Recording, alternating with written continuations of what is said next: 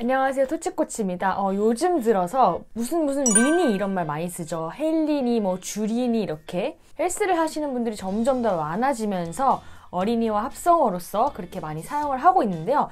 사실 운동 부분은 특히 더 이제 초급자, 중급자, 상급자가 굉장히 나눠져 있어서 난 아직 초보예요. 그래도 저는 어느 정도 운동을 좀 경력이 돼요. 이렇게 얘기를 많이 하잖아요. 근데 생각해보면 다이어트 같은 경우에는 초급자, 중급자, 상급자를 나누는 거를 본 적이 없는 것 같아요.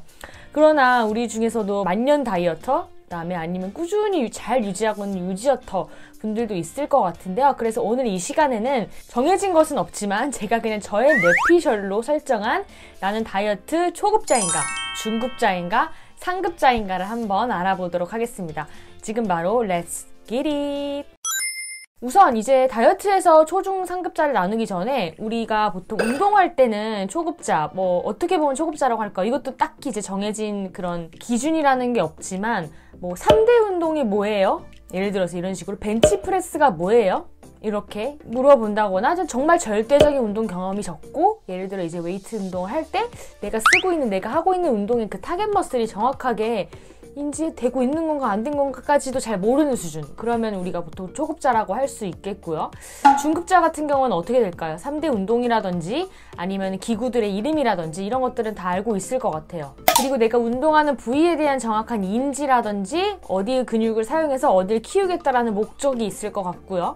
그 다음에 유산소 운동을 할 때는 조금 더 심박수를 체크한다던가 아니면 점진적으로 내가 강도를 늘려가고 있는 것을 인지하고 있다던가 이 정도 수준이면은 중급자라고 볼 수 있지 않을까라는 생각이 듭니다. 또한 난 운동 상급자야, 헬스 상급자야 라고 하면은 어느 정도 남도 가르칠 수 있는 수준이 되면은 상급자라고 표현할 수 있겠죠. 또한 다른 사람의 자세를 보고 이게 조금 문제가 되는데 여기서는 허리가 너무 과신전됐는데 이런 식으로 좀 평가할 수 있는 정도가 되면은 아마 상급자 라고 할 수 있고 꾸준하게 운동을 계속 진행해봤고 어느 정도 몸도 좀 만들어봤다, 어떻게 만들어봐야 되는지 안다 라고 하면은 헬스에서도 이 사람은 상급자야 라고 표현할 수 있을 것 같아요. 그렇다면은 다이어트에서 초급자는 뭘까요? 우선 운동에서도 바디 프로필을 찍는다라고 목표를 정해놓고 진짜 한두 달 동안 식단이며 운동이며 정말 타이트하게 진행을 해서 그 목표를 달성한 후에는 그냥 꾸준하게 건강을 유지하는 정도로 운동하시는 그런 숨은 고수들도 굉장히 많죠. 보기에는 몸이 엄청 좋아 보이진 않는 것 같은데 사실은 굉장한 운동의 상급자인 분도 많은 것처럼 다이어터 중에서도 다이어트 하는 것 같지는 않지만 내가 충분히 몸무게를 빼왔고 그 다음에 내가 어떤 식단을 해야 되는지 어떤 생활 패턴을 유지해야 되는지 어떤 운동을 해야 되는지 잘 알고서 그거를 쭉 유지해가는 그런 만년 고수들도 있다고 생각이 듭니다. 일단 다이어트 초급자 같은 경우는 다이어트 경험이 아예 없으신 분들도 해당이 되겠죠? 다이어트 어떻게 해? 그러니까 질문을 이렇게 던져요 보통. 근데 많이 하신 분들도 좀 해당이 되는데 저를 보면은 저 이쪽으로 일하고 있어요, 공부하고 있어요 하면은 다이어트 어떻게 해요? 뭐 먹으면 빠져요? 이렇게 굉장히 단순한 질문이죠. 이런 식으로 질문을 한다던가 아니면 식단에서 오로지 저칼로리 양을 줄여야 된다 혹은 식단을 뭘 먹어야 될지 생각했을 때 닭가슴살, 샐러드, 고구마 여기서만 한정되어 있다 라고 생각이 들면은 이제 초급자라고 볼 수 있겠고요. 이런 분들이 또 이제 다이어트 하려고 하는데 운동 어떻게 해? 다이어트 하려고 하는데 운동 얼마나 해야 돼? 이렇게 굉장히 포괄적인 좀 구체적이지 못한 질문이 나오게 된다. 내가 만약에 그렇다면은 이제 난 다이어트 초급자가 아닌가 라고 생각해 보시면 좋을 것 같고요. 그 다음에 다이어트 중급자 정도 됐다라고 보시면 일단은 빼본 경험이 있습니다. 다시 요요가 왔더라도 일단은 다이어트를 해서 감량한 경험이 있고 이 방법 되게 좋았어 라고 좀 이렇게 남들한테 말해줄 수도 있고 이 방법은 나한테 좀 안 맞았어 라고도 얘기해 볼 수 있겠고요. 그 다음에 질문 자체에서도 이런 방법은 어때? 라든지 이런 상황에선 체중이 잘 안 빠지던데 어떻게 하면 될까? 이게 조금 더 구체적으로 질문하는 경향이 있습니다. 또한 어떻게 식단 구성해? 라고 하기보다는 이런 것도 이 음식도 좀 체중 감량하는 데 영향을 많이 주나?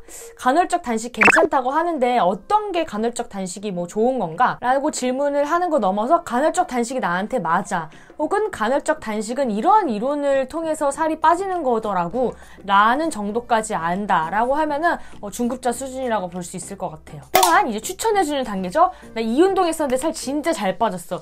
나 이 스트레칭 맨날 하는데 진짜 붓기 관리 도움돼 라고 직접 해보고 남들한테 알려줄 수 있고 그 알려주는 게 좀 구체적이다 라고 하면은 저는 중급자라고 생각을 합니다. 마지막 다이어트 상급자는 다이어트가 단기간에 끝나는 거라고 생각하지 않는 사람들을 전 상급자라고 생각합니다. 운동을 한두 달 안에 끝나고 안 할 건가요? 그건 아니죠. 운동을 죽을 때까지 평생 해야 되는 것처럼 다이어트는 죽을 때까지 평생 하는 거야. 근데 그게 무조건 감량 목적이 아니라 내 건강 목적으로. 그래서 나한테 맞는 식단, 나한테 맞는 생활 습관, 나한테 맞는 운동을 이미 알고 있고 그것을 꾸준히 실천하고 있는 사람을 이제 다이어트 상급자라고 표현할 수 있을 것 같습니다. 또한 이런 분들은 폭식 후, 그러니까 식습관, 생활습관 무너졌을 때 어떤 게 나의 원인인지를 알고서 빠르게 폭식 후 대처하는 방법까지 잘 알고 있고 그게 나한테는 어떻게 적용돼서 내가 어떻게 대처해야 되는지 자기 경험이 굉장히 많은 거죠. 또한 이런 분들은 체중 예측도 잘합니다. 지금은 이런 시기이기 때문에 좀 잘 빠지기 어려워. 그렇기 때문에 이렇게 관리를 해야 되고 이거 넘어가면 다음 주 정도에는 생리가 끝나고 호르몬의 균형이 좀 맞춰지니까 그때 조금 더 집중해서 해야겠다라든지 자신의 체중 폭이라든지 체중에 대한 감량했을 때 예측이 지금이 항상성 시기여서 지금 나 55kg 때 항상 안 빠졌어. 이거 1, 2주 정도 더 갈 것 같다. 라는 체중 예측까지 가능하다라고 하면은 상급자라고 볼 수 있겠고요. 이런 분들은 또 이제 용어가 좀 전문 용어가 되겠습니다. 그래서 예를 들어 뭐 질문할 때도 몸의 대사라든지 뭐 체내, 뭐 호르몬 아니면 인슐린 저항 뭐 이런 식으로 좀 생리학적인 용어를 이제 많이 든다. 그리고 그런 거에 대해서 좀 잘 알고 있고 공부를 많이 스스로도 하신 분들이면 충분히 다이어트 상급자라고 표현할 수 있지 않을까 싶습니다.